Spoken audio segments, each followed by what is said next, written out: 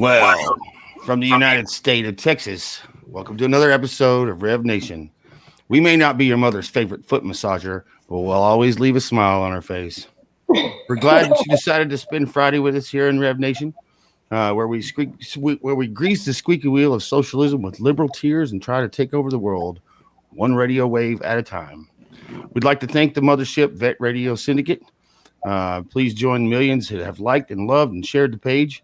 Please check out the cool swag at the Hero program as well as the awesome shows that make up this great station. Tonight, regular guy is off doing his thing in another universe. So I'll be your so-called host for the evening, and I'm joined by Jared Bonville and Amanda Allen, the most American woman alive. What's up, y'all? What up? So any and all technical difficulties would be blamed on him still. I'm glad we can have that. Yeah. So I just want to say this. I just want to say this. Like, so even though he's in a different universe, he's not here tonight, and he's nowhere around. He is producing this show, and I wasn't necessarily ready for my song to start the show. I was literally ready to read the script, and that is a new song going to be released on the Corman birthday, the 17th of June, called Blood Angel, and it's dedicated to all of the first responders, medics, and all those guys, all the frontline caregivers. You've been busy, man. Yeah, good work. Trying. Good stuff. But that was a little. I was like, hey. I know. I was sitting there. Well, see, that's when you get when you get asked a question and you reply with a thumbs up. Yeah. Oh, I hate those thumbs up. I mean, it is what it is. My face or something. It's all good. Amanda, I think you've got something over your microphone.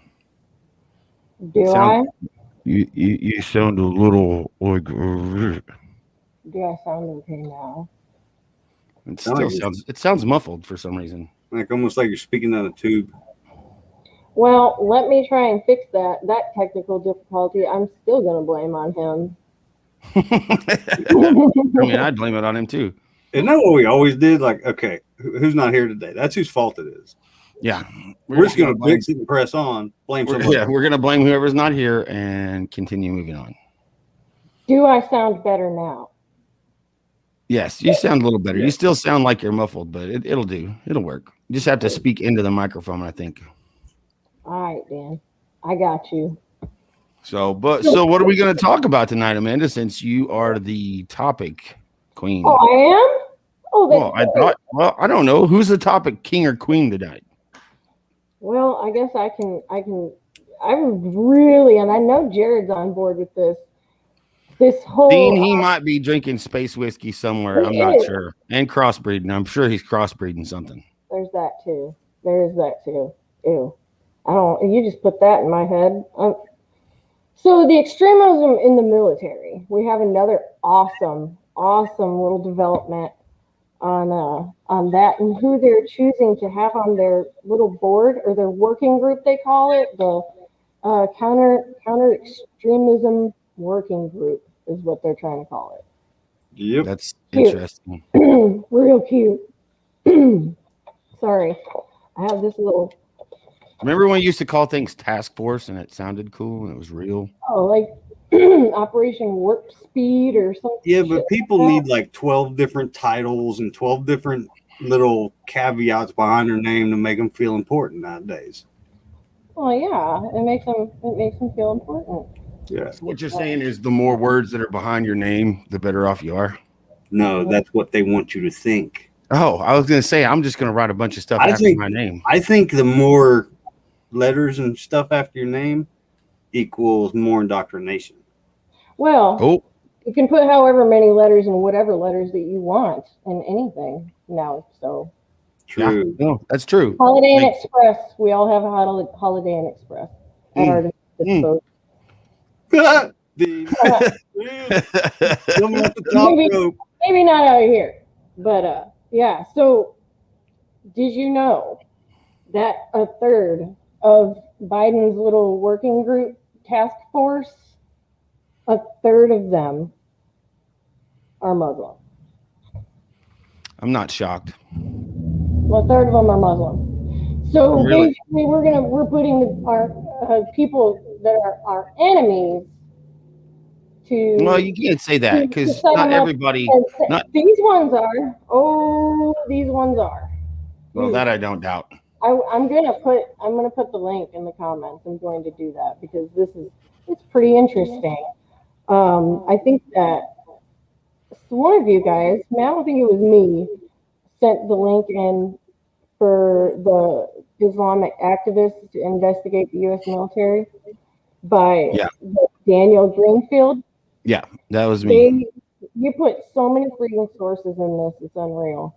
So I tried to go through all of them, but I'm going to put the link on here in the comments of where you can find all this. But for instance, uh, there's some in there that claim to be Pakistan citizens but have permanent legal residency in America.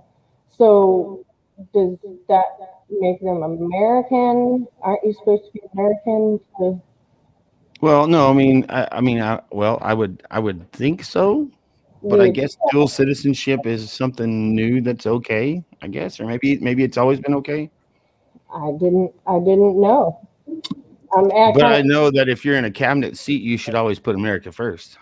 amen. The dog's over here sleep barking. But see, what has happened is she works for the ACLU, American Civil Liberties Union, and they want anybody and anybody they can get that'll go to the extreme left to support whatever agenda they want supported.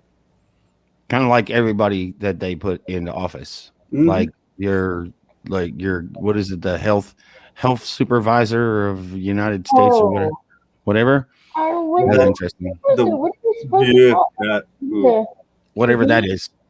she? Well, It, I don't really remember. There's some sort of part of the acronym that it Yeah. shim. Yeah, that's what I'm going with is shim. Mark Peterson, welcome to the show, brother. Patriot pride. Amen.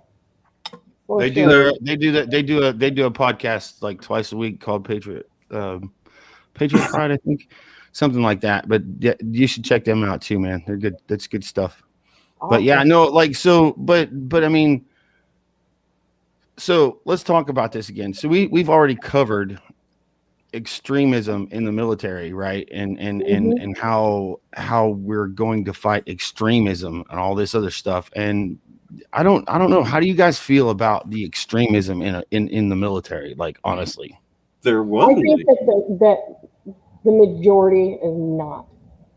But we're patriots, and so being a patriot nowadays means that uh, on the you're a terrorist, basically. You're an extremist if you're a patriot.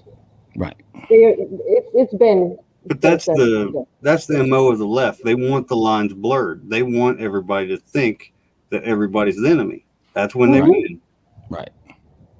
They can that Well, way they can but I dictate mean, who the enemy is at that. They can dictate who the enemy is at that point. well, Yeah. they've gotten to the point where they can. Well, no, Nah, absolutely. I don't know if the Dean. I agree with you on that one. I think the point of being in the military is being the strongest, badass organization that we can be to defeat anything, but not go to extremes. I You know, think I we kill think who we I think need to being defeat who we need, but not kill everybody. no, I agree. I think being in the military. I think being in the military. I mean, it all really. I mean, think about your first day in the military. Before you got on the bus. Well, I'm not talking about boot camp, but before you got on the bus, and before you got on the plane to Mm-hmm. go get on the bus, Yeah. there was the oath ceremony and all that happy stuff.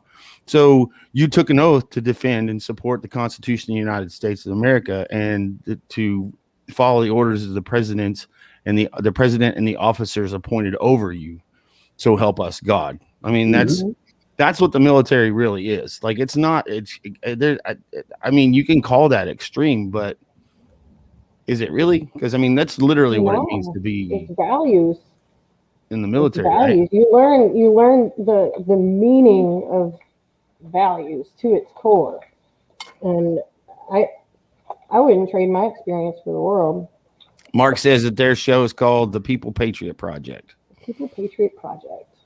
All right. Well, I'm Follow them, check them out on Facebook and all that good stuff for sure. Yeah. Thanks for joining us, Mark. I'm glad you're in here, man. So, but to me personally, we're going to talk about extremism in the military. Mm-hmm. What exactly do we think that they're targeting?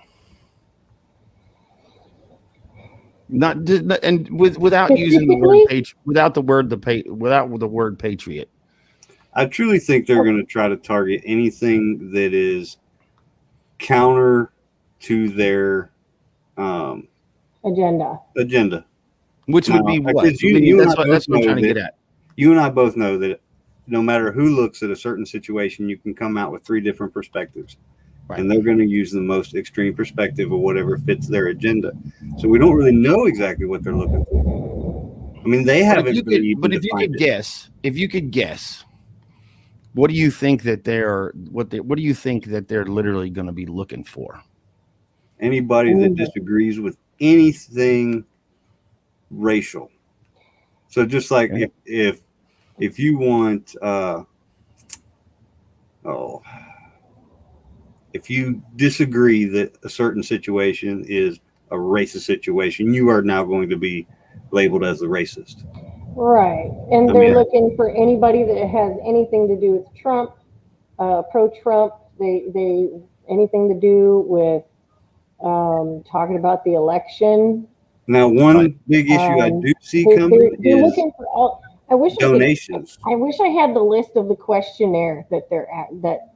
And there is one. Yeah, that'd be cool. But Dean said something. Dean said something here a few minutes ago. That they're going to be targeting anybody that is they're targeting political extremists only on the right side, of course. And you're absolutely right. Anything that is extreme. But here's my big question though. Who's the extremist at that point? Because conservatives generally don't necessarily like placate to extremism. Like we're generally most of the time conservatives, being like the word conservative in itself is we're generally, hey, we can talk about anything. We're willing to, fit in where we get in and get in where we fit in and all that happy stuff. The reality is that we're not the extremists. We're not. We just want to be left the hell alone. Like, can we just follow laws and be left alone, live by the Constitution, and have the values that we've instilled, and read the Bible, or not? You don't have to read the Bible to know the Bible, I guess. I mean, because that's what they want. They want full control. They don't want you to be able to love your country.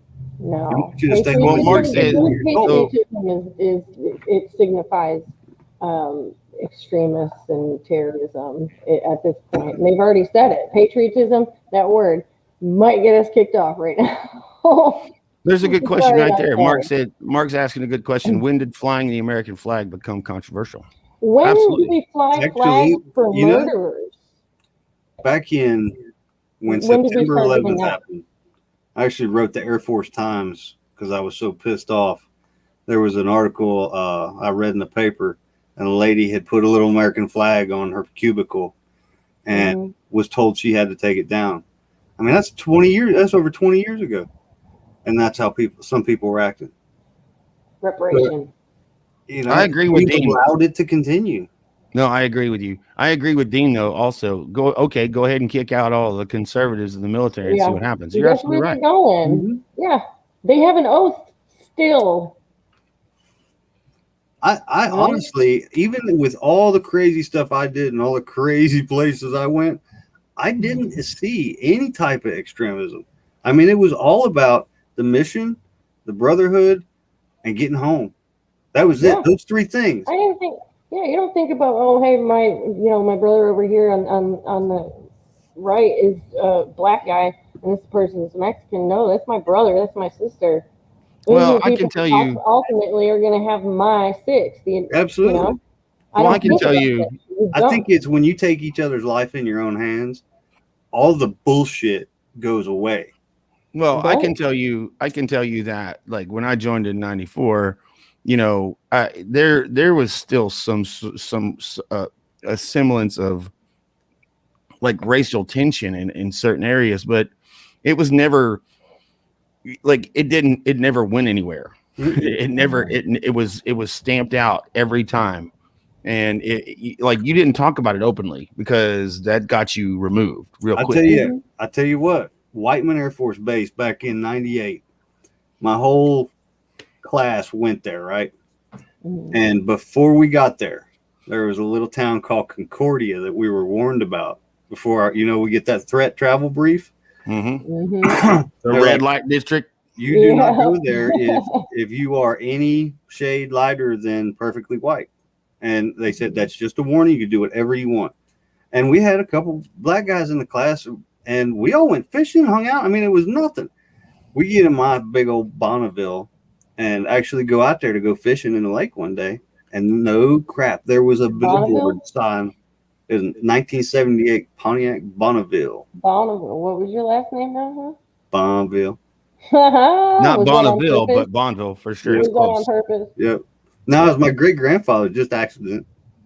Yeah. Oh. But good times.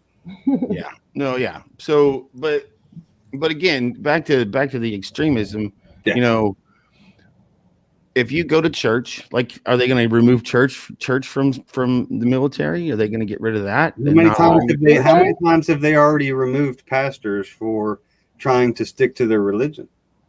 Well, Right. There's pastors sitting in jail right now. Right. No, I get it. But what I'm saying is, so are we literally going to remove the church from any military situation? I don't think it's far off. I don't think that's out of the question. I think it's far off at all. It's definitely on their agenda. It's been under attack ever since I've been in. Absolutely. So you think that there's not going to be any proclamations, or the chaplain's gonna chaplains are going to go away, and It'll probably end up being one massive religion that ends up being mandated. I wonder what that'll be. They're probably going to make something else up. It's like a monarchy. Well, I mean, it basically is a monarchy. It's just it's a monarchy with structure. True, a structured monarchy. Yeah. Structured monarchy. You know, it's whoever has the most money gets to run it. Well, yeah. I mean, I think that's possible. I think that's very possible. So, to me, I think that if we're literally looking at extremists, what did Dean say here? Our country was founded on religious freedoms. Absolutely. 100%. It certainly was. That's what's under attack. Right. You know what? They want to break the backbone of our foundation. I cracked a joke the other day, and I was, because I've been watching the Last Kingdom, epic show. And it's basically the Danes against the Saxons, and the Vikings and the British basically coming to become England and Scandinavia, or whatever you want to call it. What is it called? But anyway, long story short, back then, like, people betrothed people. Yeah, people betrothed kids. Right? Yeah. People, and we've moved away from that. We've become Pakistan hasn't. Well, obviously. Well, yeah, because there's people that are citizens of Pakistan that are on the Extremism Council that are probably still reporting back to Pakistan as agents who are trying to infiltrate our country. Right. So now they're on the panel to infiltrate the military. How many did you say that were part of that that group was Muslim faith? Well, or from like dual citizen. Let's just say dual citizenship. There was. Oh, it doesn't say which ones are dual citizenship. Well, that's not what I'm saying. What I'm saying is how many. I can read the article and tell you how many exactly. What I'm asking, Amanda, is how many did you say earlier? What percentage did you say earlier that will consider it to be dual citizenship? 3% are Muslim. I have nothing against Muslims. I have a lot of like the interpreters and some of the citizens that we met over there in Afghanistan are amazing people. Yeah, but I'm not that's saying what that Muslims are not, but these people, these people are they extreme activists they that have infiltrated know more the than government. that. They've been on lists. Right. Terrorists. So Yeah, but that's what reconciliation is all about. We give them a second chance now, right? So regular guy just put in there smoke and mirrors, all of it. Did you see the $60 trillion budget that was introduced for the year? The reality I'm scared is, to see it. I don't want to see it. I don't want to see it. I was just watching And I'll tell you that the amount of well, let's just talk about Senator Kennedy and how he's like, this is stupid. Like, this is dumb. Guy. I love that like guy. And he talked about how only about like 6% of that entire budget was for the American people. Do you want to know one thing that was in there that's hilarious? Mm-hmm. The effects of quail on cocaine and how promiscuous they are. I'm sorry, say that again. How promiscuous quail are when they're on cocaine. So we're going to submit research for that. So we're going to research how promiscuous quail are on cocaine. Yeah, and if selfies make somebody happier after they take them. Is that really that like? This is the hidden shit that they don't tell you about. This is really so you really read that in the budget? So much ridiculous, like almost laughable. I think it was a Kentucky senator that brought it up. Like the research, the science, the shit that they've been funding for 40 some odd years. Yeah, but we've also been funding the Wuhan starting to look at. And what was the senator? Rand Paul, I think. He's obnoxious. But I really like how he puts like visuals up because like I don't necessarily think Rand Paul's obnoxious. I don't think Rand Paul's obnoxious. I think he's just a little fed up. Obnoxious. He's fed up. He's a doctor. Like he's an actual like. He just says no to everything. He's fed up. He is, and I love that he's one of the few. I think my husband's home. He sure is. I mean, if you really want, so here, let's just say this: if you're going to call Rand Paul obnoxious, I don't trust any of them anymore, to be honest with you. But if you're going to call Rand Paul obnoxious, then you may as well call Senator Kennedy obnoxious because he's fed up too. Ted Cruz is fed up. He's hilarious. And Ted Cruz is like obnoxious all these guys are fed up. But they are out there and they're doing and saying things that everybody else doesn't have the balls to do. We do got to give a shout out to Republicans and conservatives out there that are just bitching and complaining, but what are they actually doing about it?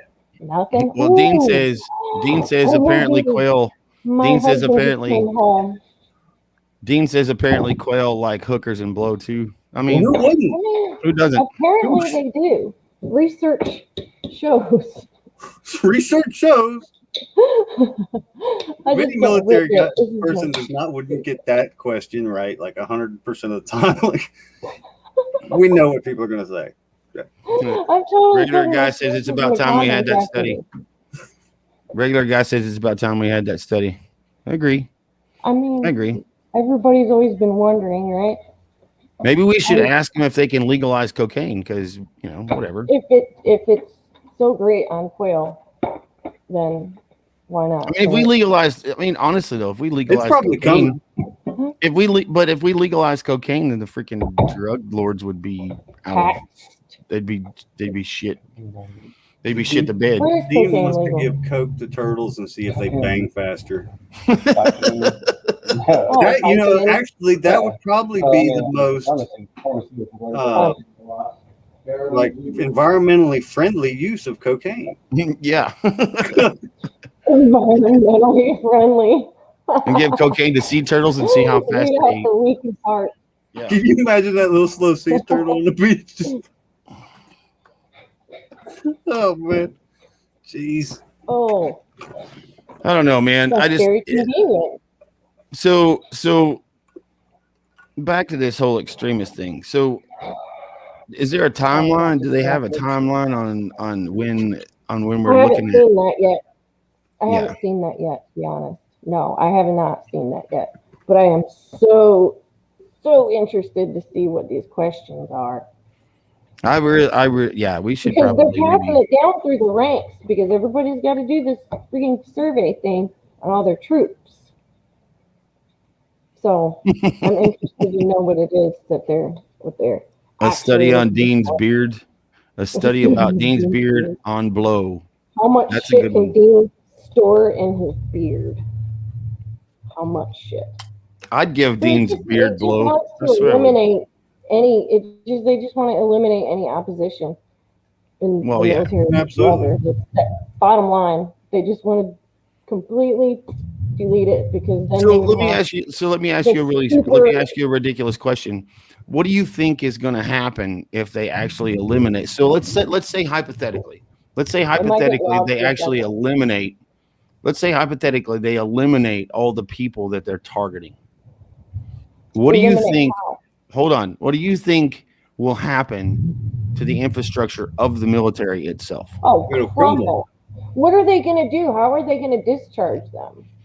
Well, they're going to discharge them like It's they going to take discharge anybody time. else, but that's This not my isn't an point. overnight So, propagation. Yeah, hold on. I'm wondering about that Well, too. hold on. So, they're going to discharge them like they discharge anybody else, but but I think and they're they'll going to do go it, and after they'll it do it just slower. like they did. They'll do it just like they did when freaking Clinton was in office. They'll just get rid of you. They'll give you an early out, and they'll give you an incentive, and they'll do this, and they'll get rid of people, and they'll this, that, and the other, all that garbage. But when Yeah, you say that the military will crumble, why do you think it'll crumble? Because the people that Jared, have left won't give a shit. why do you think it'll crumble? Why do you The think, people Jared? that have left won't give a shit. What do you mean? well, if they're getting rid of the majority of the military, because the majority of well, I mean, are they going to lie on these questions, knowing that they'll get kicked out if they don't? If they give the wrong answer, I mean, how many people told the complete 1,000% honest truth in See, I this? don't think they're going to ask the questions in a I mean, way that's really going to, identify you they too have to hard word right the away. question.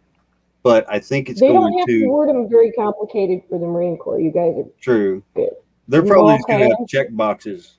Do you like Well, Yeah. Trump so or do you like hold on, Biden? one at a time, one at a time. So again, Jared, you like finish what you were saying, one at a time. What was it that you said that it's going to make the Okay, military crumble if that happens?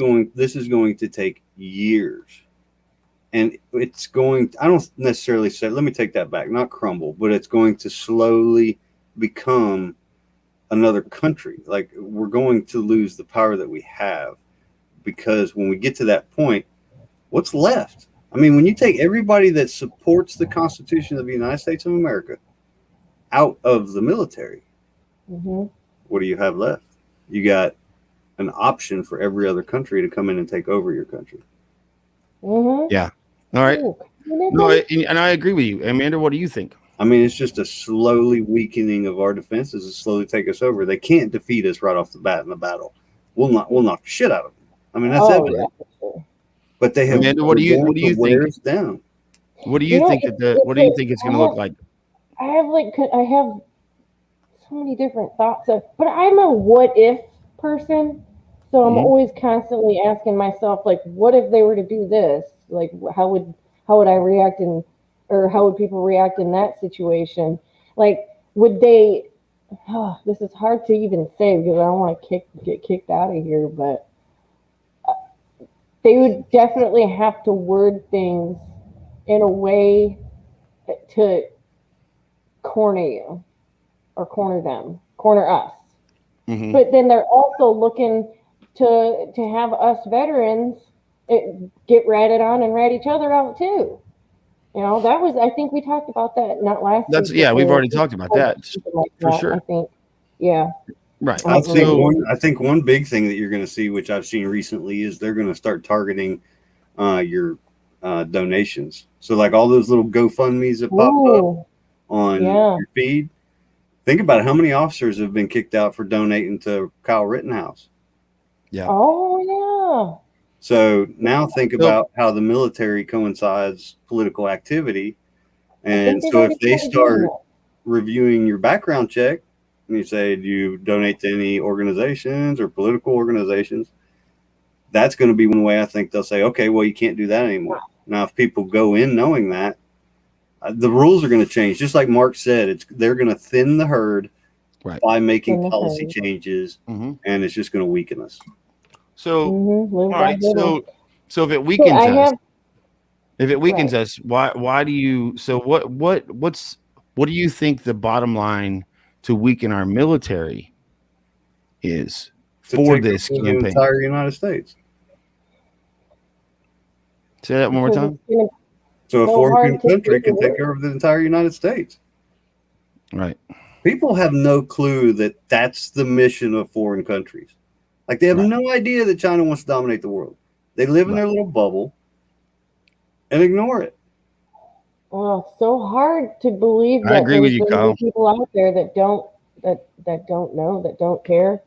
I'll tell you that I found it. The only conservative on the list of the people in this working group is from the First Library Institute, Michael Berry. He was a lieutenant colonel in the Marine Corps Reserve, and he works as the FLI Director of Military Affairs. So he's like basically there's he's pretty much He's the the only token person. He's the conservative. token vet. He's token He's a conservative. token conservative, right? He's the He's the token conservative. token conservative. He's a token Yep, conservative, so they can say that we the didn't do it one. all. We didn't do it all because of whatever. We Yeah, had at least one conservative in the bunch. Well, yep, the one I'm kind of a conservative. victim of that because I think I'm the guy that got put on a commission because I'm the disabled vet. probably. Yeah. And I didn't Probably. look like the other folks. It was kind of weird. I just I don't want speak I like wanted other to folks. spotlight.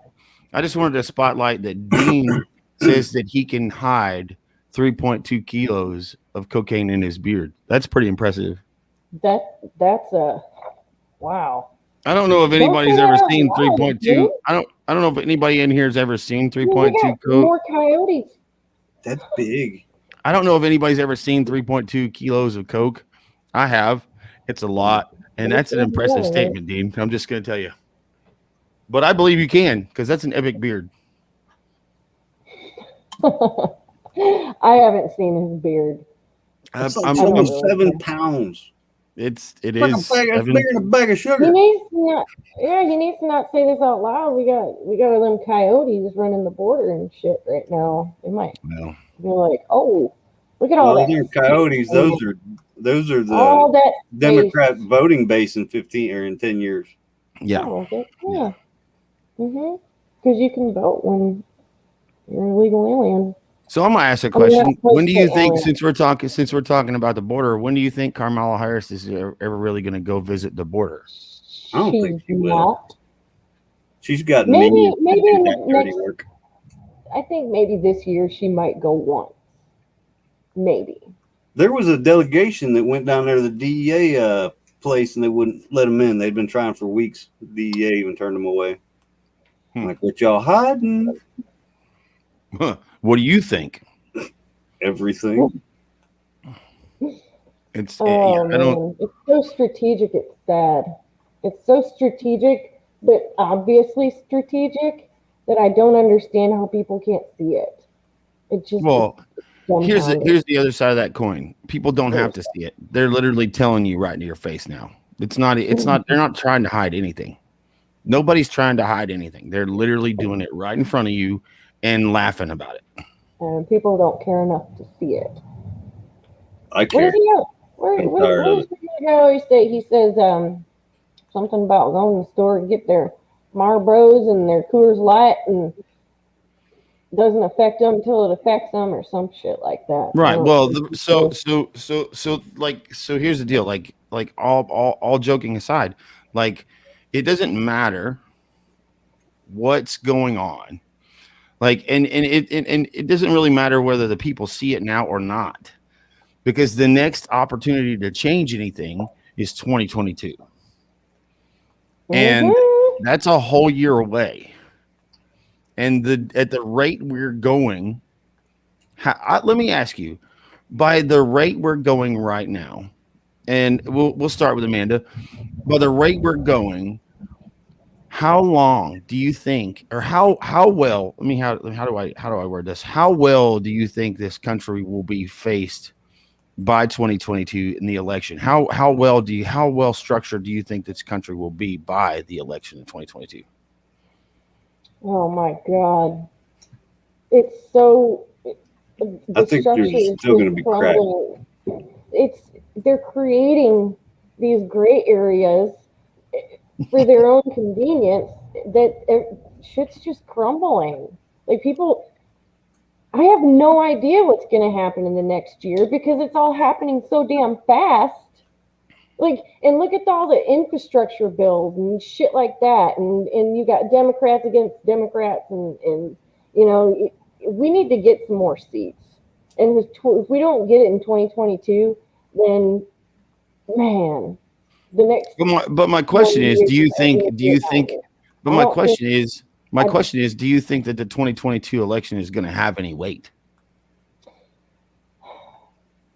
at this pace, I don't think so. I'm going to hope so, just because of I mean, some of the court cases that pray for the best, and there's those court cases. So yeah, there's that. But man, it's just so hard to judge right now. See all the progress on those cases being every hit. damn day. We have to talk one at a time. We can't be both talking because it cuts each other out. So if regular guy is listening, can you put Kyle's last freaking comment back up there? It was a good one. So people don't want things to be this bad, so some choose not to, and others are nearly better off not depending on their situation. Unfortunately, world sucks, and it's been going downhill for years. He's absolutely right. He's absolutely right. When do you think that the downhill slide started? I really noticed it in before Trump. Oh yeah, way before Trump. Hey Angela, thanks for joining us. Angela Boyd's in the house. Thank you for joining us. Hey girly girl. There you go. And I agree. You're right. It's going to totally collapse. 2011, on the side of that mountain, when we weren't going to get paychecks, and I thought I wasn't going to be able to pay my house payment with my wife in it. That I remember that. My point of view. Mm-hmm. Like they're like, you're not getting paid. I'm like, what do you mean? My wife is in my house with my daughter. Mm-hmm. How am I going to pay my rent? And you want me to fight a war? Right. Well, I think I agree with Dean, and Dean says that he thinks that Clinton was the beginning of the downhill. I agree with you. I think that has to do a lot with his behavior. Like what? Clinton, so. I think the office of the presidency. Mm-hmm. Office of the presidency, you got a Clinton, all his baggage and dirt, and then he gets a blowjob in the Oval Office and lies to the American public about it. Our own, the president. Right. The office was tainted. Right. Just the idea of the presidency of, okay, so you're just some other dude. You don't give a crap about us. So what did he do? He just lied and everything for himself. It was more about his wife than anything, though. Right. She was a real that's where I was going to go with that, because it was more about what she wanted than it was. He was more of her puppet than anything else. Absolutely. There's a guy I know in Arkansas. He owned a shoe shop, and Hillary's dad walked in one day while I think it was Rush Limbaugh was talking, and he was talking crap about Hillary. And the old man went over to turn off the radio. He says, "No, leave it. He's right." Yeah. He said, "What do you mean?" He's like, "Look, I love her. She's my daughter, but she will do absolutely anything, and I mean absolutely anything, to get in that White House." And he said, "Well, she's already in there with Bill." He said, "That's not what I'm talking about, son." Mm-hmm. Well, Mark says the silent majority wants to be left alone. They have been silent for entirely too long, and the political arena has swung too far left. He's absolutely right. But But let me ask you this, Mark. I'll ask you this question: how do you propose that we bring it back center? And you know what, Dean, you're absolutely right when you talk about freaking President Kennedy and Marilyn Monroe. Like, I'm sure she was in that house a few times. I don't really care as long as they're doing their job. Right. It's not even about that. Like, like let's just get off this Monica Lewinsky thing because Clinton just got off of her too. But at the end of the day, like, it's not about that. That's all smoke and mirrors, right? That's all garbage. It's all garbage to get people to talk about, oh man, the proclivities of like whatever, like he's so unethical and this, that, and the other. And meanwhile, while all that's happening, underneath the underbelly, all of that, there's all this garbage happening that people aren't paying attention to, like HR 127. Mm-hmm. Yep. So people, I don't know much about the whole Clinton era. I don't. I'm young. Well, and that's fine, but it's the same. It's the same thing. The same thing happened. You're seeing now. Right. The same thing happened with Obama. The same thing is happening now. It's smoke and mirrors. See what I'm doing over here? Yes, I know. It's bad. But you really have no idea what's going on way over here. That's what we call disruption patrols. Right. Well, I think they're moving quicker than they ever have. If you look at other, duplicate presidencies, one election after the other, the first 4 years is pretty conservative. They take their time because they know that if they want to get reelected, they have to handle business a certain way. But now within the first 100 days, we're like somebody that's in their 7th year of presidency that doesn't give two shits what we want. Right. Well, the reality is, so here's the deal. Like, there's an end game, right? There's an end game for all of this, and it's not. I don't necessarily know exactly what it is, but I know that it's not American. Whatever it is, it's not American. It's not constitutional because we're literally like wiping our ass with the Constitution at the end of the day. I really like Mark's comment there. I'll read it off. We, the people, have to take a stance without getting too radical. Our radical right are part of the problem, too. We need to take control of the middle. I'd like, to expand on that. Agreed. That's a great example of what's going on because of how the media operates. We have to go above and beyond and take the hits before we can hit back. We have to be the bigger person because the second that we try to stand up on our own, they're going to come at us hard. I mean, look how they went after every single person that has done any type of defense against a riot. Right. They try to turn it around on them and make it like they instigated it just for driving down a road. Now, I get it. There's extreme on both sides, but still. Right. But Mark is absolutely right. Absolutely right. Mm-hmm. And so while we're taking a ponder of that, it is now 10 minutes to the top of the hour, and I believe that it is time for the dumbass of the week and the trivia question. Did we come up with a trivia question? I have a list of random shit that I'm going to ask somebody. Well, random shit works as long as we have a trivia question. It doesn't matter as long as we have one. Dean is no. Our conflict amongst ourselves as well. Yep, you're right. Yeah, I had a question, but I'm just going to go do this real quick. So, is this the dumbass of the week? Yes. Okay, so the dumbass of the week is the hundreds of Joshes fighting in the field to crown one true Josh. I think that I want to have like an actual like Amanda fight off day.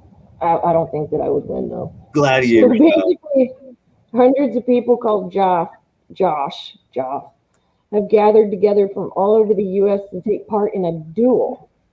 They've armed themselves with foam pool noodles to battle each other after playing a game of rock, paper, scissors. What? Right. It all started by Josh Swain, 22, a student from Tucson, Arizona.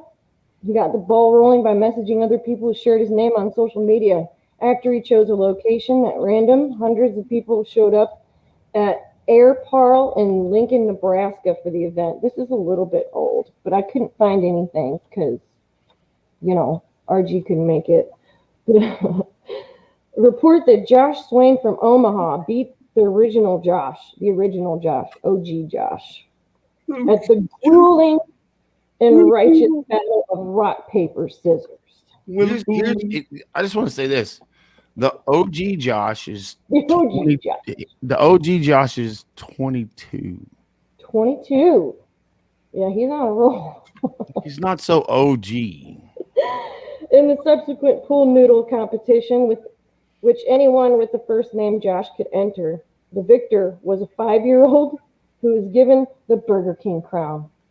Wow. Josh Swain, the OG Josh, said he was surprised that things became so big. He didn't expect people to be as adamant as they are right now. But what's his last name? What's Josh's last name? Josh Swain. Well, Josh Swain, you are officially our dumbass of the week. Congratulations. Or all of the Joshes. Well, I would say that, but I mean, they are. All those people that participated, you guys are all our dumbasses of the week. Dr. Dre. That's awesome. Our song is older than you are. Chronic is Facts. older than the OG. OG Kush is older than OG Josh. All right, so what's our trivia question for the day?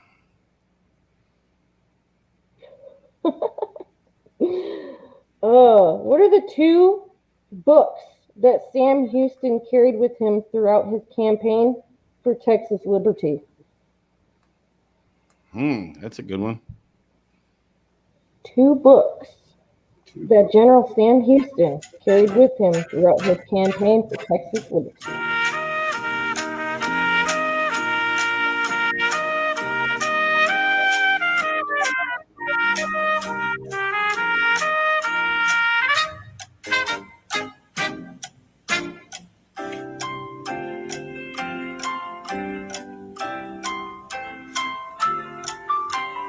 No?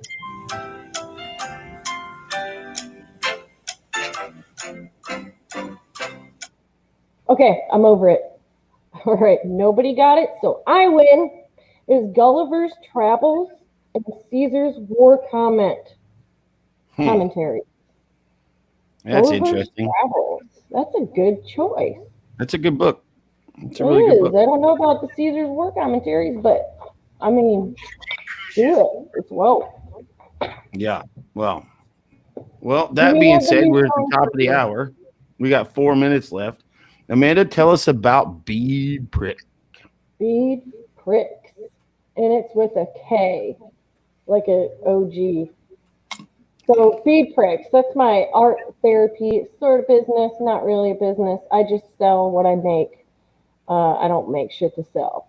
So I make these awesome pieces of jewelry out of like natural gemstones.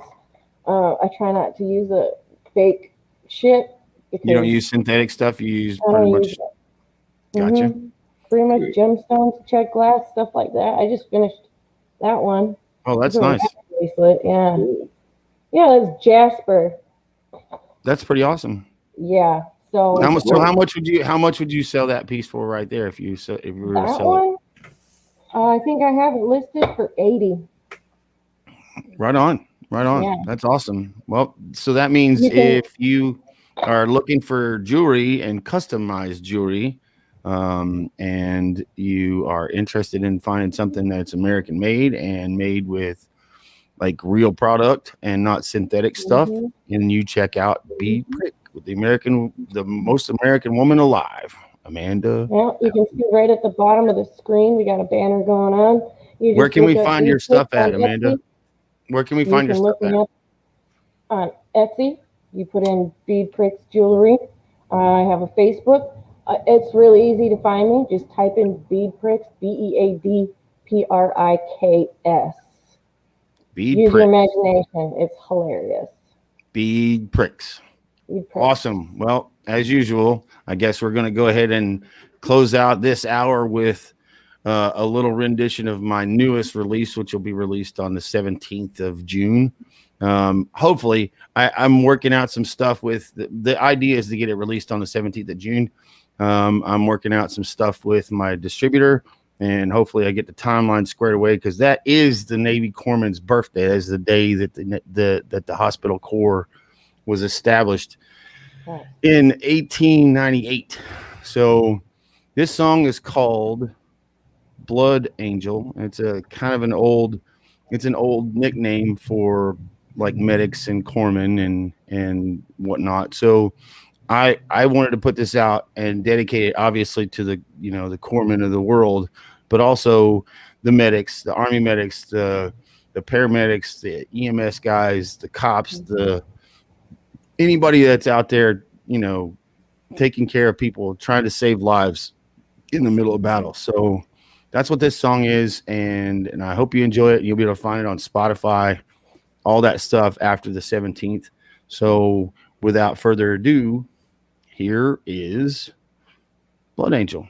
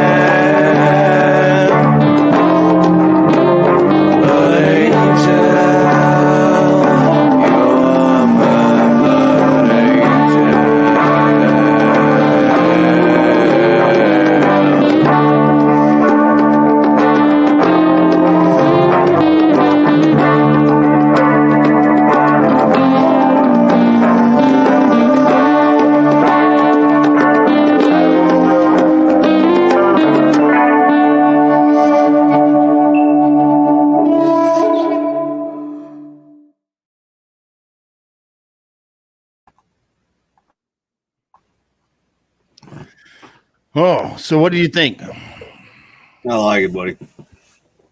I love it. Sounds like a weird Alice in Chains meets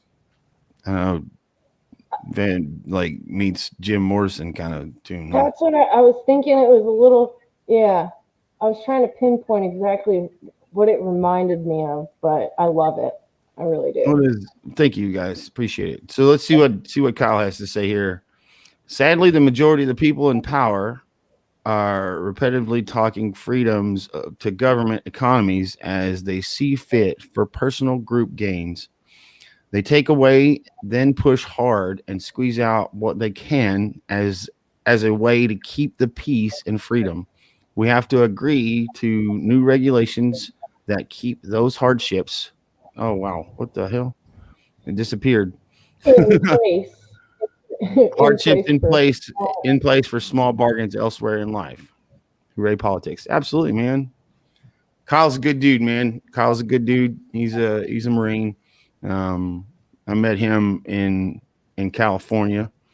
Before 18, what geez, wow. All these things are popping up. Before 1878, they didn't have Motrin and clean socks.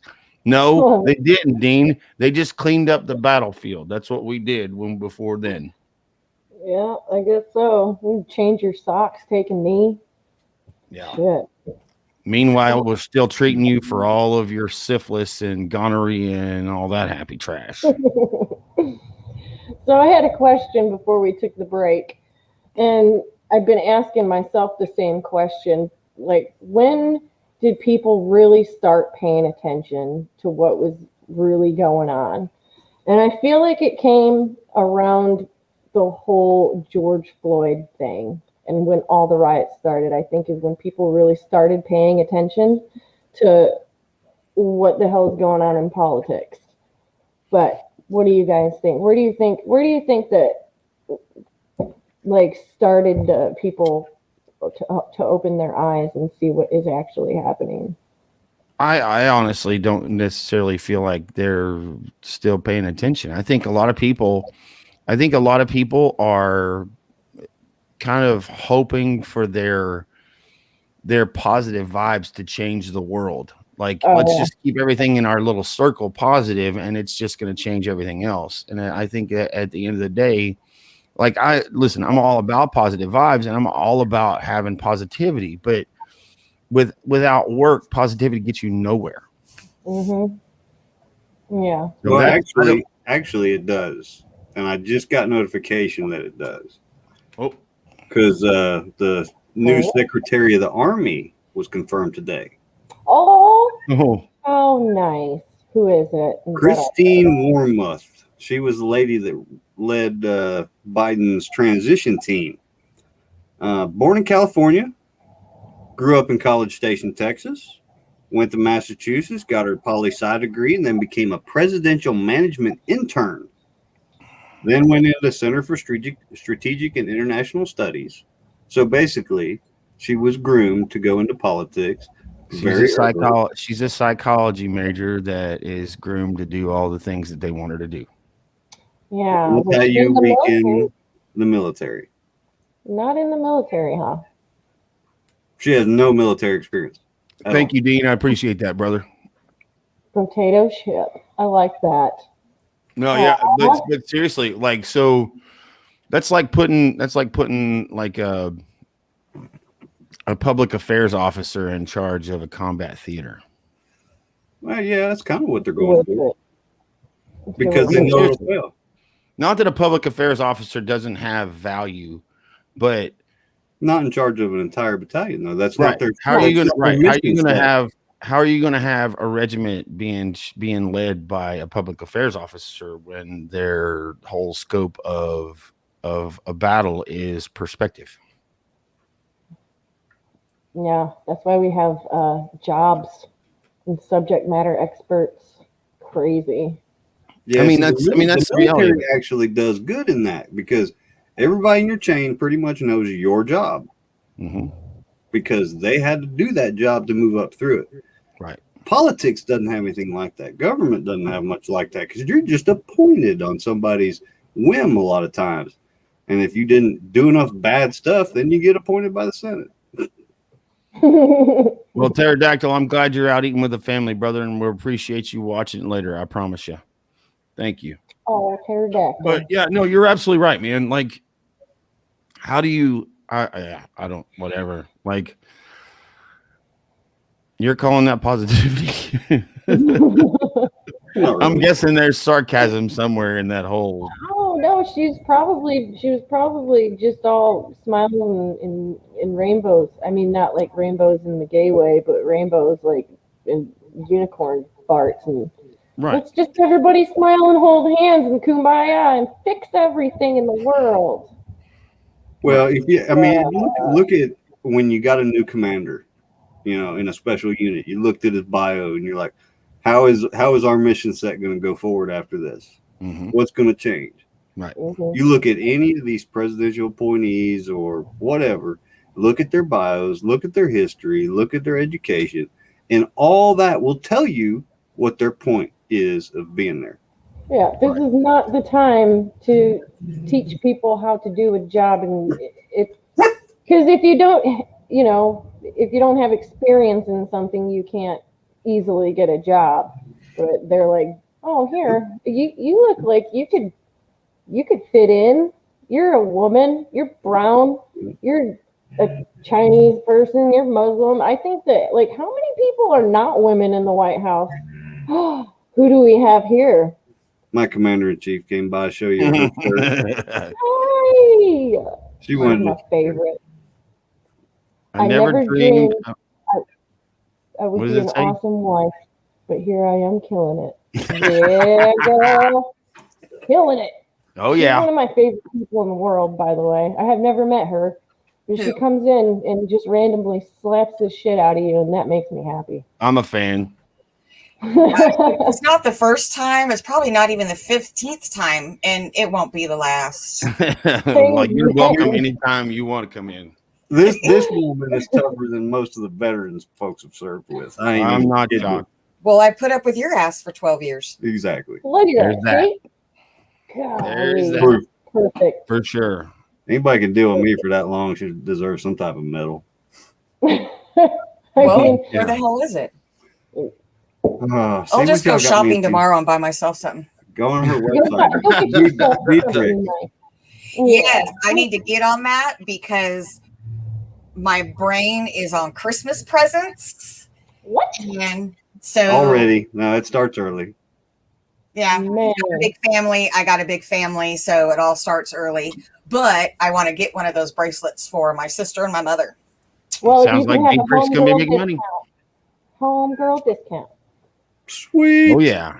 See, Mhm. I Let liked me her better know. than anybody else. Let me know. Let me know when you're ready, and I'll give you a Awesome. homegirl discount. That Will does not do, dear. not everybody in the world, not everybody in this show is gonna get a homegirl discount. She does because I love her. Sweet. So there. Done I and don't even done. know what we're talking about. Where were we? Yeah, I don't know. Bye. She's good at that. I like her. So let's see. Let's get back to where we were at. So where were we? I may or may not be a TBI moment right there. Well, we were talking about the female secretary of the Army and how that's going to weaken everything, looking through their backgrounds. You know what they're there for? They're there to dismantle the strong. That's what I was military. doing. I was actually trying to figure out the name of the guy What was her that's name? in charge of that task force. No, you can't call it a task force because it's not cool and it's not Oh, real. the- So That's The the working Bishop. group. The working group. recon. What is this young lady's name that you're Bishop speaking Garrison was the one in charge of the. Bishop Garrison. That's the one. What? Hey, recon. What's up, girl? Hey, puppy. Oh, look. That looks like my old service dog, Dexter. So Mhm. So I would like to actually read his background. I haven't because I just can't. Like, I can't bring myself to do it. But like, if one of you guys decide to pull it up and read it, that'd be cool. I'm pulling it up. Yeah, get it.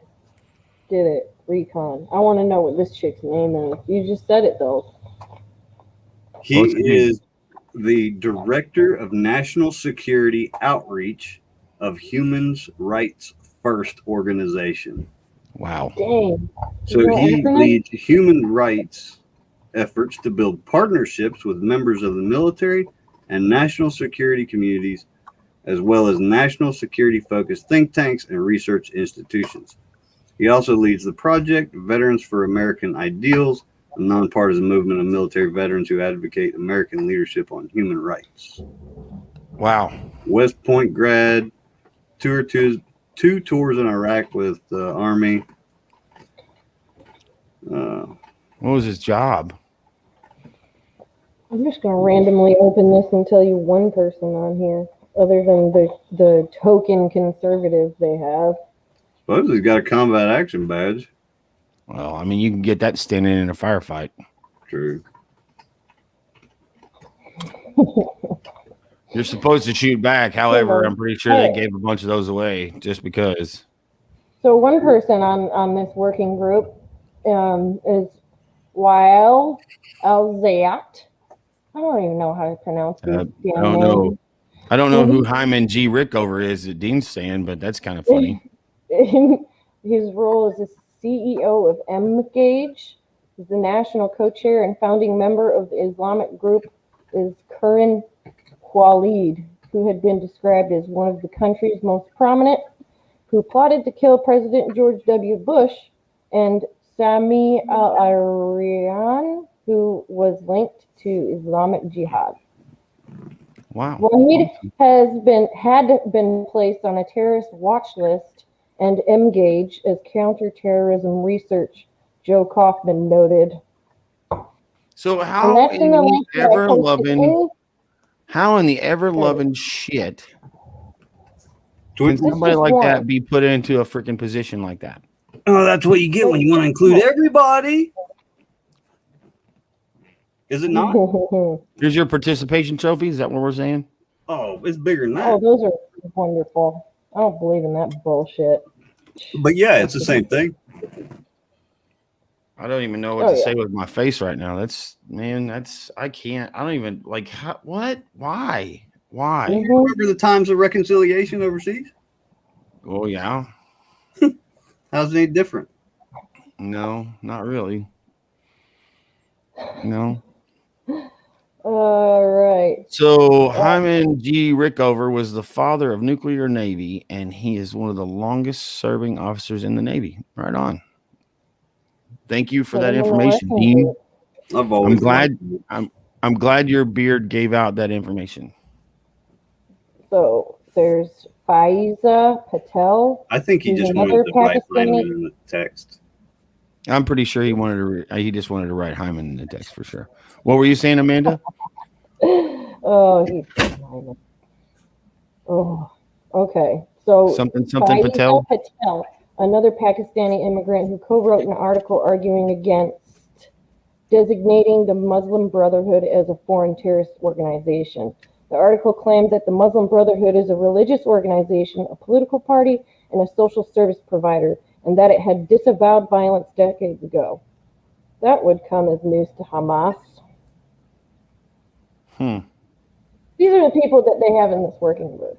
That's just, what, 2 that I listed off? Yeah. Give us one more.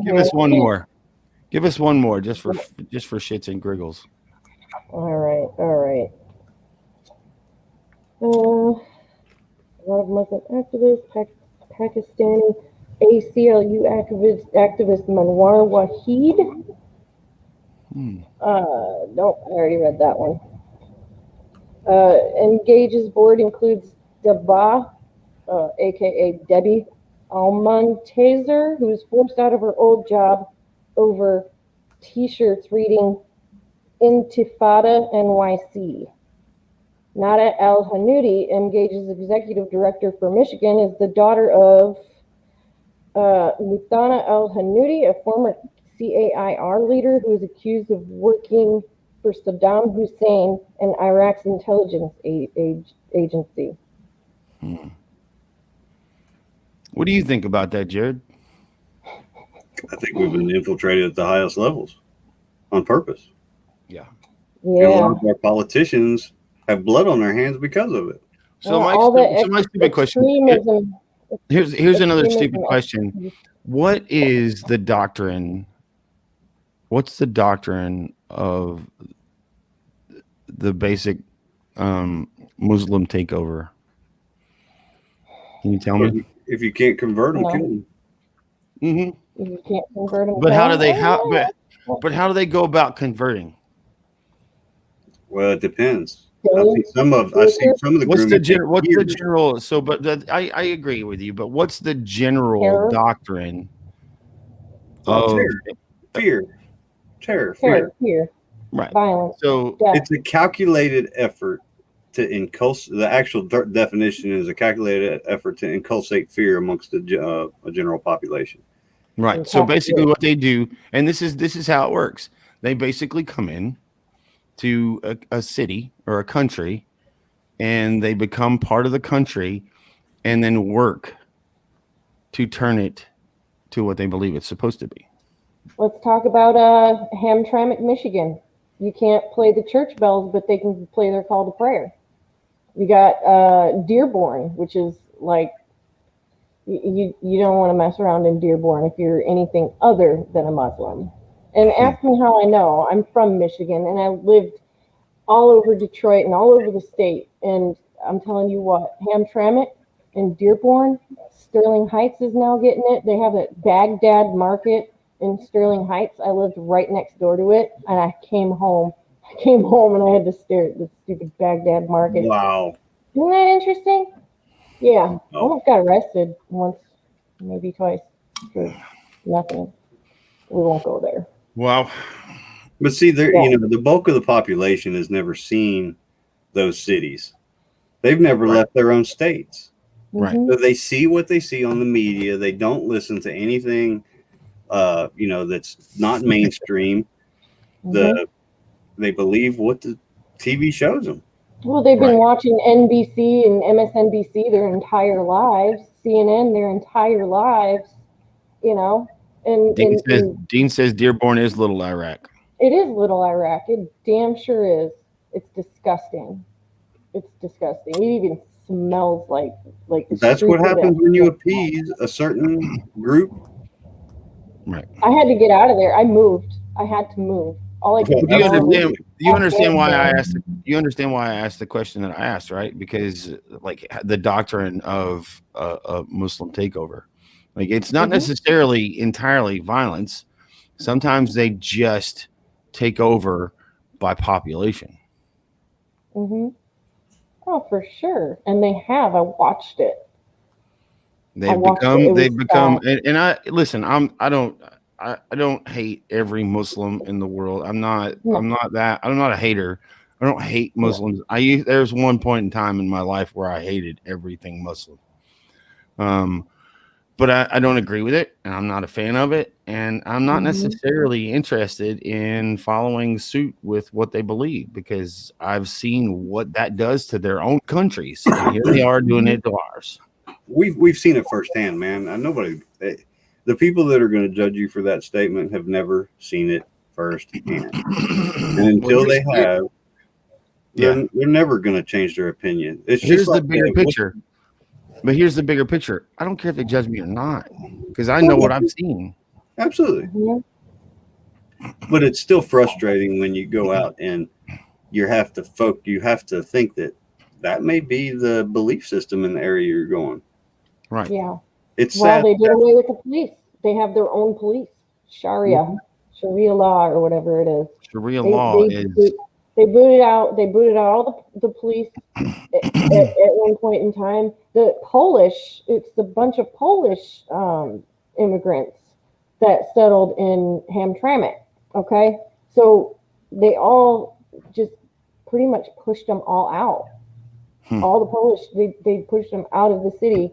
Basically, I was part of the Polish League of American Veterans. I'm not Polish at all, but they couldn't find any more members. And they were trying to not close down their posts. And I wanted to help them, but you couldn't. They would come and they would destroy the flag that you're flying. They would key your cars. They would break into your cars. They would break into the place. Because that's the culture. Because that is the culture. And That's we right. knew it when we parked there. We knew it when we went there that People- it was going to happen. They people get got jumped blinders on. outside of it. There's drive-by shootings, like at American Legion posts and VFW posts and all that. So Jared, you said that people have blinders on. What do you mean? They don't see any of this. They have no idea that these people want to change our world. Like, Why do you think that is? because they don't want to. It's easier to not. It's easier to be Why do you ignorant. think? Why do you think it's easier, Amanda? Why do you think it's easier to not realize Because and or believe? Well, I mean, in their mind, it would be easier because they don't have to face all the, well, oh my God, I need to stand for this and I need to stand for that. And somebody needs to speak. And they just depend on the people that speak, the people that do something. They depend on us to be their voices, to pay attention for them, to fix things for them. It's just the people that just want to sit stagnant in their life and they're okay with how it is until it affects them. You know, until they see gas prices super high and you got to quit building in the middle of building your house because you can't afford the materials. Like that, it's sad. They're building stuff out here and it's just crickets now. There's half-built structures because nobody can afford anything, you know, and they want to just cater to the minority communities, the Black communities, and they want to cater to them. And you guys are considered minority right now, unfortunately. Like, and you know what's really also sad, and I think I'm going off into outer space right now, but you guys are completely looked at like you're immediately racist. You're immediately extremist just because of the color of your skin. But who are the ones that are calling you this? The ones that are 20,000 times screaming racist. I don't want to go off on a racist thing, but I just like it's sad. People don't see it because they choose not to see it because ignorance is so much easier than opening your eyes and taking charge of a situation and doing something about it, bitching about it and complaining. It's what people do nowadays. Everybody has a PhD in everything now because what they say in the Holiday Inn Express. But no, it's Facebook information, it's Google information, it's the chosen information that's put in front of their faces by the media that they've watched their entire lives, or the ones that are put in front of them by, I don't know, let's say friends and family, or, you know, something like that. And it's just, and then they're getting into our schools and they're starting from now, the bottom up, because they realize that they've already indoctrinated. What generation are we calling them now? They're not millennials, right? Are they millennials I mean, they would be millennials now. But it's the people like us that have the balls to actually say something and actually, put the right information. We cross our T's and dot our I's, or, vice versa. But, how do we, Jared, how do we change this? Are we going to wait on the 22 election, or are we going to wait for the 24 election? Is that how this works? How do we fix this? I really don't know. I don't know. Where I'm at, if we want to fix it right, we become the politicians. Yes. Which brings me to my next question. How do you guys feel about Graham Allen running for Congress? I don't know. I really honestly don't know a whole lot about him. So give me a little overview. I don't know much. Graham Allen is he's an Army guy, and he's running for South Carolina, and I know this wasn't a scheduled question, but that's my point though. So if we are to become the people that need to run for the office, right? In the way that those offices are set up, how is it that us running for office, if we're going to run for office, let's say, Jared, you decide to run for office tomorrow for 2022 for somethingville, Kentucky. Yep. And you decide you're going to run. What are your talking points? What do you talk about? What do you bring up? American values, for one. Yeah. Being able to have a choice Right. in what happens to you, being, maintaining those freedoms. Like I've said before, people have no idea. They've taken their freedom for granted. And I think this last year has shown a lot of people of how easy their freedom can be taken away from them. Right. I mean, we were talking before the show. I was basically given an ultimatum today: take a vaccine or wear a mask full time.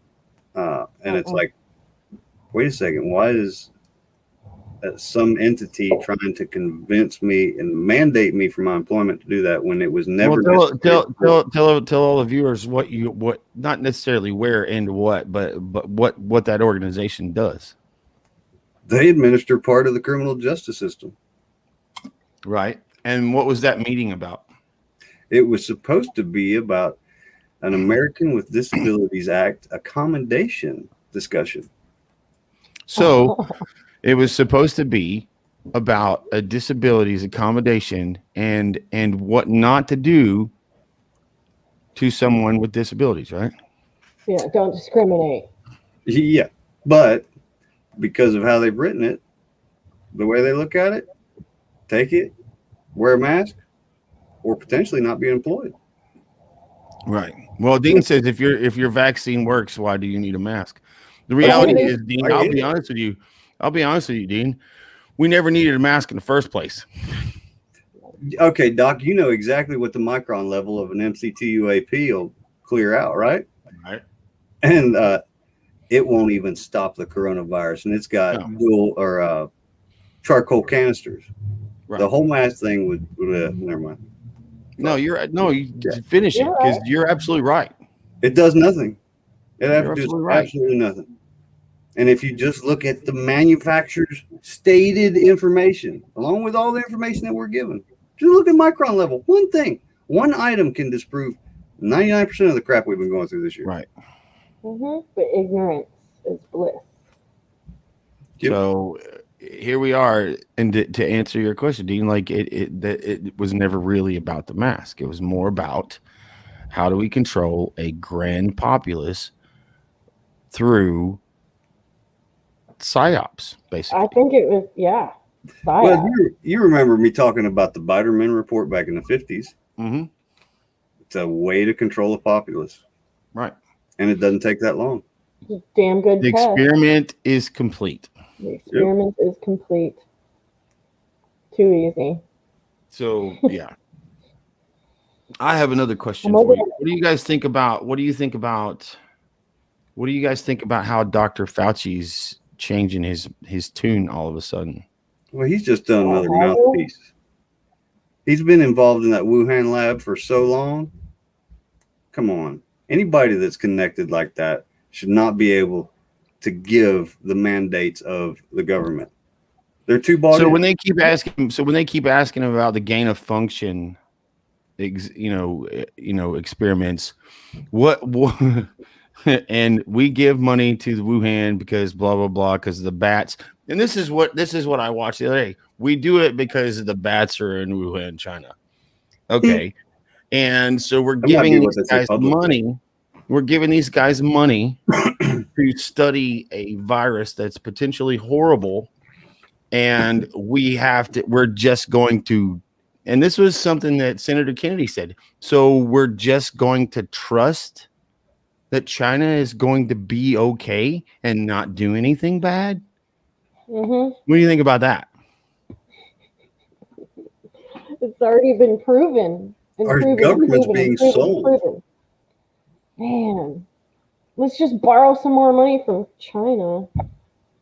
Pay it all off. They're still. I'm pretty sure an anti-Trump. Fauci is the most flip-floppy person I've ever seen. Yeah, but that's Almost by ever design. seen. He has But to man, he has he to was speak the line. worth their money. I'll tell you that. Wow, Mister. Well, so my question was like, so he's been part of the coronavirus the entire time. Mm-hmm. He was part of, and when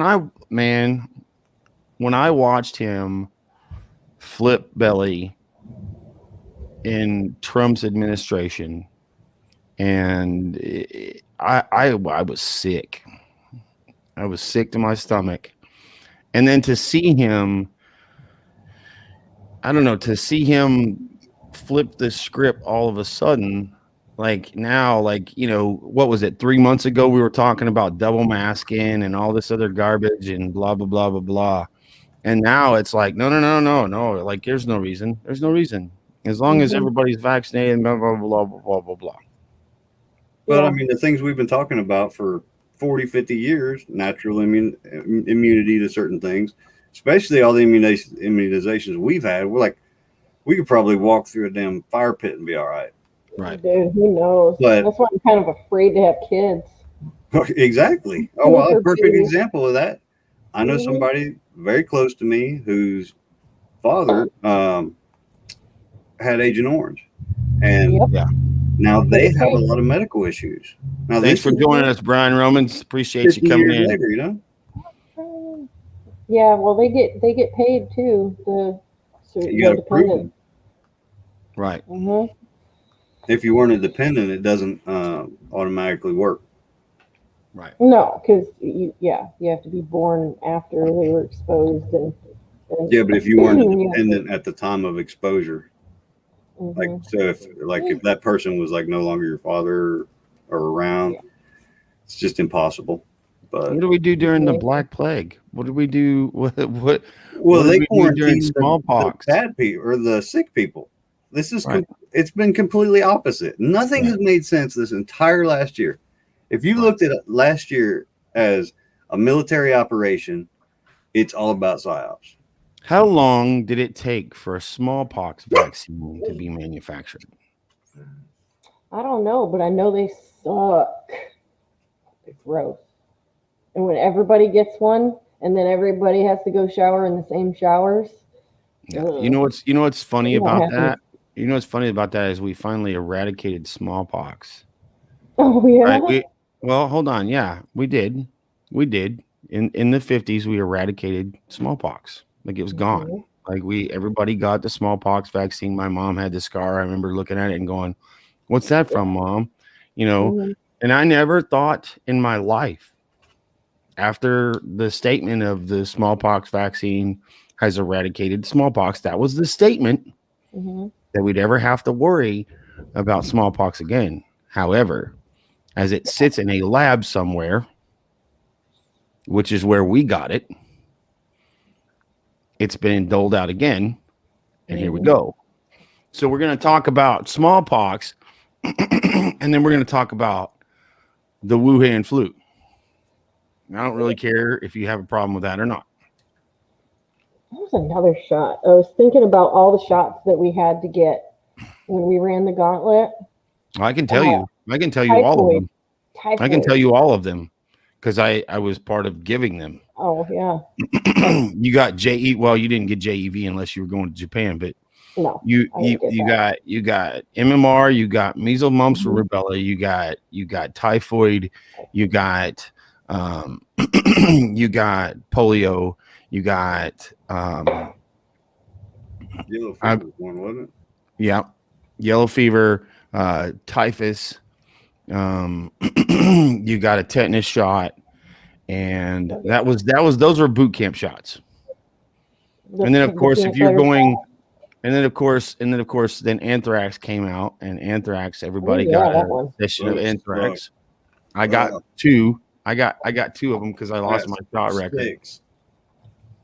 I got two. No, I got the whole series twice. Oh. Yeah, I got the whole series twice. I'm sorry, buddy. Yeah. No, there you go. He's right. It was eradicated in the early 70s. So tell me why I got the smallpox in my arm in 2003? I don't know. Didn't Everybody, we believe there was a we threat that it was deployed. going to be reintroduced? Yes, but why? Mm. You get my point? If it was eradicated, why are we concerned about it being reintroduced? And not only that, but if it's going to be reintroduced, where in the F is it coming from? Strategically placed viruses. That's my point. The other stuff. But do you get my point though? Do you get my point though? Like that's my point. Mm-hmm. My point is where, if it's eradicated, why are we holding on to it? I didn't know it was eradicated. Yeah, in 1970s, in the 70s, it was eradicated. That's why we never. That's why you never got natural forming one. Right. Well, but that's why we never got the smallpox vaccine when we were kids. Mm-hmm. Because we didn't have to. Because we eradicated it. It was gone. However, comma, pause for dramatic effect. Apparently not. Man, you just enlightened the shit out of me. I didn't know it was eradicated.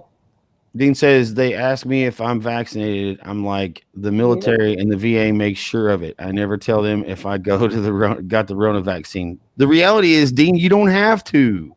HIPAA makes sure that you don't have to. Well, the doctor that's incorrect. The doctor the other day asked me if I wanted to get a flu shot. She didn't ask me anything about getting the COVID vaccine. Actually, he got 2 series of anthrax. I got both series. I got 2 series, and I got both boosters. So I got you beat. And the only reason I got the second booster is because I lost my first shot record in a move, in some sort of in a Diddy move. And when I got to my next duty station, they were like, "Have you got the anthrax?" I was like, "Yeah." Where's it? I'm like, I guess I'm taking anthrax, man. Yeah, multiple copies of everything, folks. That's what I was told. I got like four copies of my shot record, but ask me if I know where they are. Right. You got it in 2001, Dean. I mean, that it was coming back out around that time anyway. Yeah, so I got mine in 2011, smallpox. Right. 2011, we got those. And I got mine shipboard. Our entire ship got it shipboard underway in 2003. And then the pills. What were the pills? Malaria pills. Doxycycline. Yeah.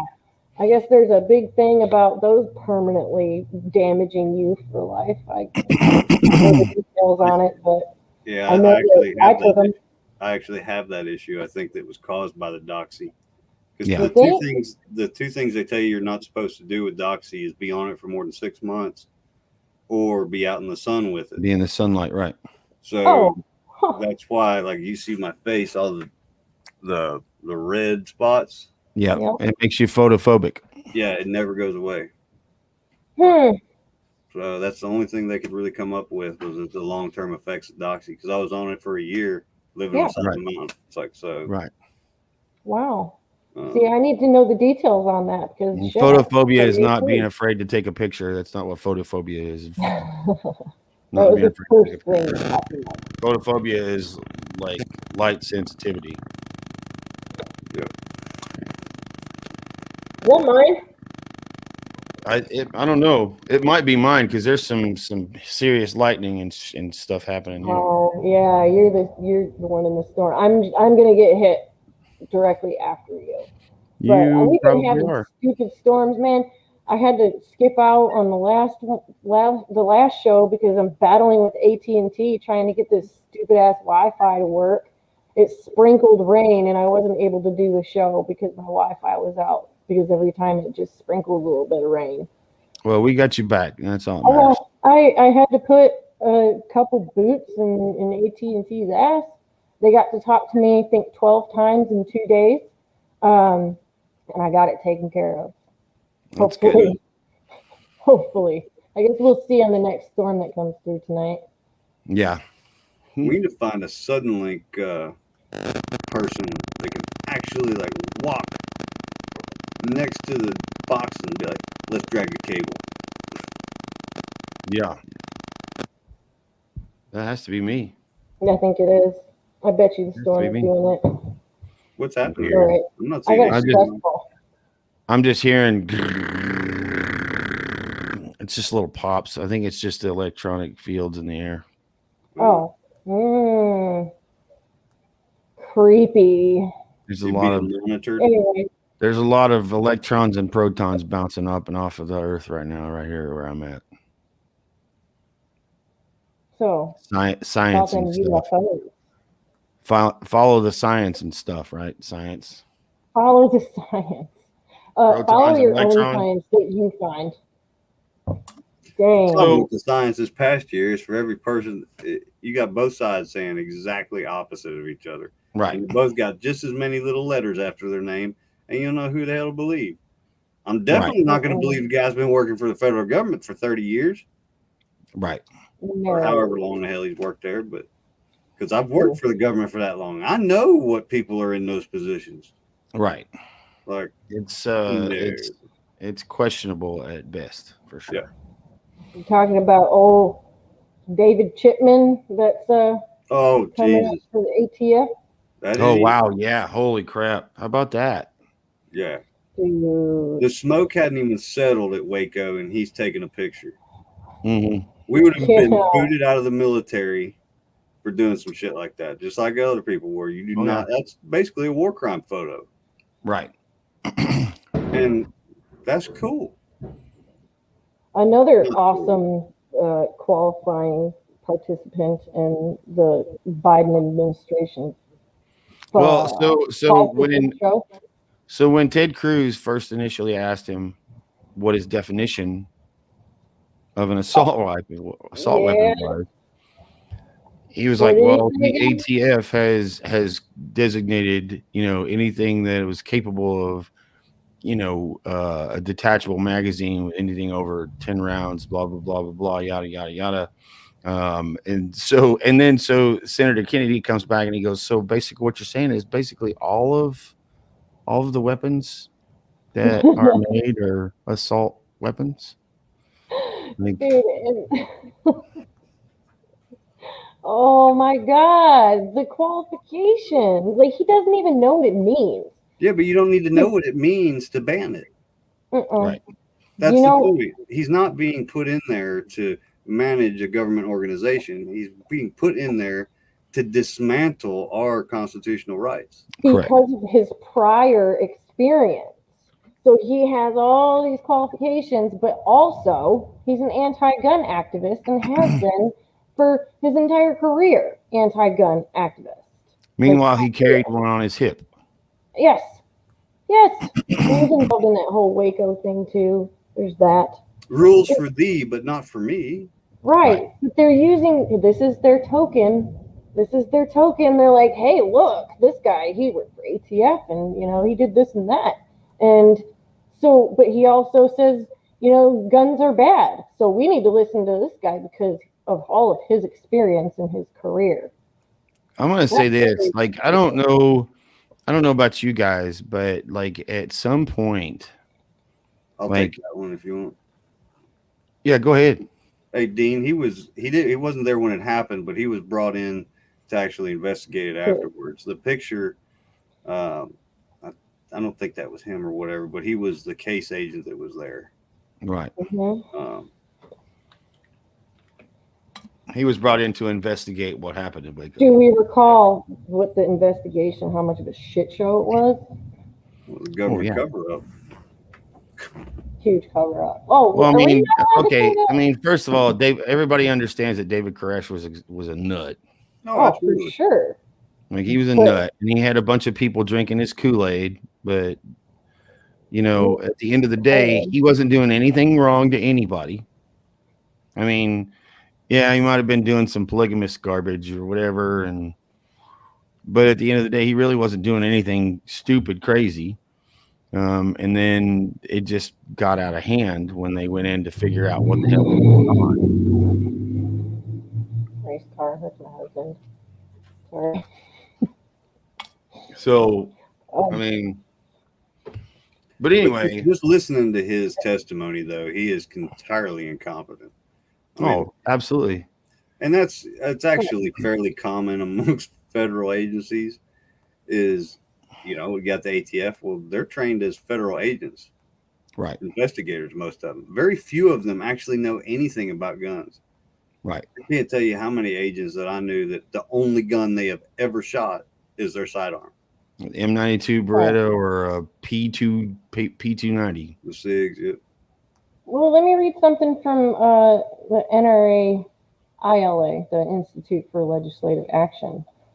So, with all of that said, needless to say, over 100 million Americans who own guns cannot be expected to trust a would-be ATF director who claims to support a gun ban in one breath while refusing to specify how far it should go in the next. Too true. He was very incredibly strategically vague in his answers. Either that or he completely dodged them. Did you watch the entire thing? Because I couldn't stomach it. I could not watch the entire testimony. No. I couldn't do it. There was just, it was stressing me out, man. I watched enough to make me nauseous, and that was about it. Here's part of our problem. We've worked with some very, very good military leaders. Yes. So our expectation of leadership is so much higher than the civilian populace. Not a single one of these politicians or very few. Let me take that back. Very few politicians are leaders. Right. And that's what we need. We need people like us who have served to be leaders in those positions instead of politicians. I agree. Well, we are now at the top of the hour. Oh, shit, man. And it's time to wind down. Oh, we need to chill the hell out now. We like to say, wind it down. All right, man. I'm good. I'm gonna drink. But I think that topics for the evening were pretty good, and I granted, our fearless leader was not in-house, but he was in the house. However you want to state that. I mean, he was here, but he wasn't here. I think he was commenting too. Yeah, he was in the comments. I saw a little bit from him.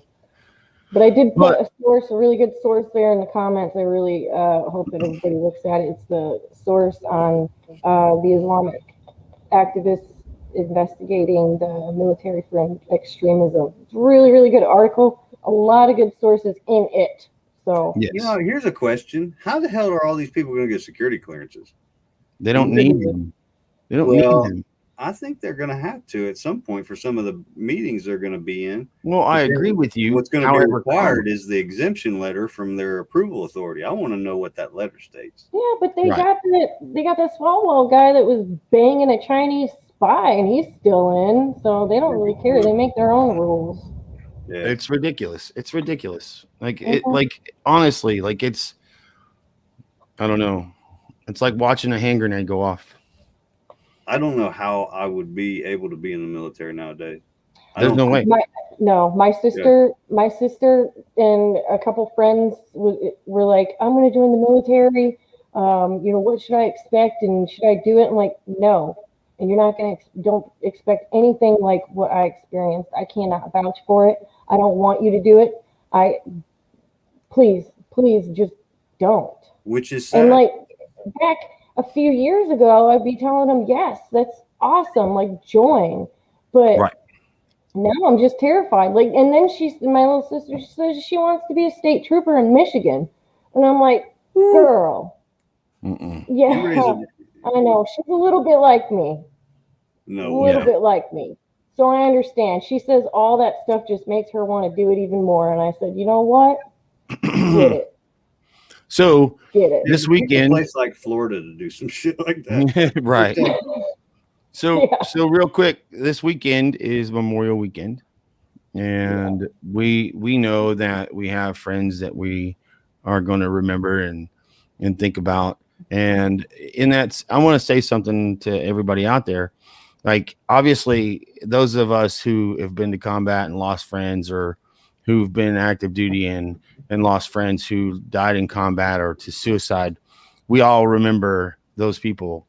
But what I will like to ask everybody is that to remember them for how they lived and not the way they died. And just remember that they would probably rather you fire up your grill and enjoy the day instead of sitting, moping, and moaning about how people.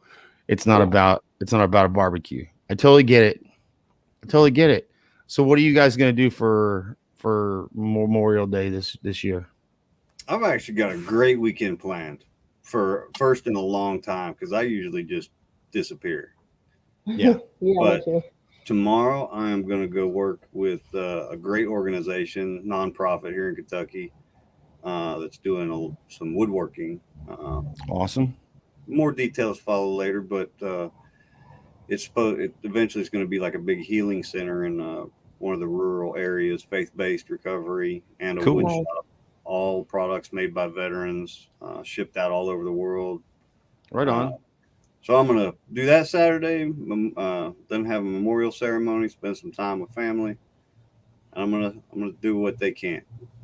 Right on. Mhm. That's what it's about. What about you, Amanda? What are you going to do? I usually don't do anything, and I can't remember the last time I did do something, except for right before I deployed. And I don't know. It's not something that I felt like I should be celebrating. And then I also thought about, I'm just going to be going to, like, I don't know, like a VFW. I'm going to go to an event, and then we're going to go somewhere afterwards, and there's going to be a whole bunch of people drinking. People are going to get drunk. We know what happens when people get drunk. People get emotional. Something happens, and I'm always a babysitter. So, but in all Gotcha. reality, for me, I don't know. I just kind of play it by ear. My husband came home with a boat the other day. It's more like a canoe, but it Is that a ain't good gonna view? work. But we're gonna figure that out. I don't know if we're gonna do anything this weekend. I have fire ants invading my yard that I've waged war on. I Nice. have a swollen, nasty ass foot because it turns out I'm really freaking allergic to them. So I can't Yeah. really go out in the yard and have a big old bonfire like I want to, but I don't Or know, you pop can some and just burn them all. You can do it and yeah, just burn them all. yeah, I got the fire department right down there. I was thinking that we have this really tiny, really old cemetery right next to the house, and there's a whole bunch of war vets in there from World War II all the way Mhm. up. And so I was thinking about taking the kids right over there, maybe popping some fireworks, put some flags on the tombstones, because I Right don't think on. anybody actually goes there anymore except Mm. for the kids to go and clean things up and hang out and ghost hunt That's and cool. geocache. There's Right. geocache, so we're just gonna take it easy. Well, I Try to am. not get too upset. I'm headed to Colleen tomorrow to put flags on gravestones. That'll be awesome. Yeah. And then I think there's a birthday party, and I'm gonna do what my brothers that are no longer here can't do, and I'm gonna celebrate their life, Mhm. mourn their death. Yeah. 100%. That's Yeah. what I'm gonna do. So And then reminder: the Memorial Day isn't about us. It's not about us veterans sitting in front of you right now. It's about the ones that we lost. So honor them. You don't thank me for my service. I don't want you to thank me for my service. Thank them because those are the ones that paid the ultimate sacrifice. Those are the ones that you're celebrating on Memorial Day. Not me, not him, not him, not her. It's just go out there, be good people, and and say a prayer. Say a Yes, prayer if you. Amen flippity Dean and needs a a dee. woman. prayer. Dean needs a Dean, prayer damn for it. sure. Amen and a woman. You're a Oh, dork, dude. killing me, Dean. I You're a got my dork, man. sweat. Well, listen. So that being said, thank you guys for being a part of this episode, and maybe next week we'll have our fearless leader back, and he can organize and wrangle the cats better than we did. Hope you enjoyed what you got to experience today. If you like the show, please like, share, subscribe. Soon we're going to probably get our YouTube channel up and running. Going to try to get all of our different social media platforms set up, squared away. Also, we're just grateful that you're here. If you have some subjects that you would like for us to talk about or you're interested in talking about, put them on the page. Let us know about them. Talk to us. Let us, like, we're accessible on VRS, Reverb Nation. And, connect with us. Stay connected with us. And that being said, Amanda, tell us where we can find all the bead pricks. Go buy my stuff. You got Father's Day coming. That doesn't mean that you can't buy your lady something. Facts. See what I did there? There's actually male items as well, because I try to make it all. There are male items. That sounds like a bad porn. You said it, not me. So I did. Look up Bead Pricks, www.beadpricks, beadpricks.com. Look me up on Facebook, the Instagrams, the Etsy's, and all that stuff. Awesome. And as usual, we're going to close the show with me performing my new release on June 17th. This is Blood Angel. Hope you guys have a wonderful Memorial Day. God bless. Stay safe and stay frosty. Good night, y'all. Peace, y'all.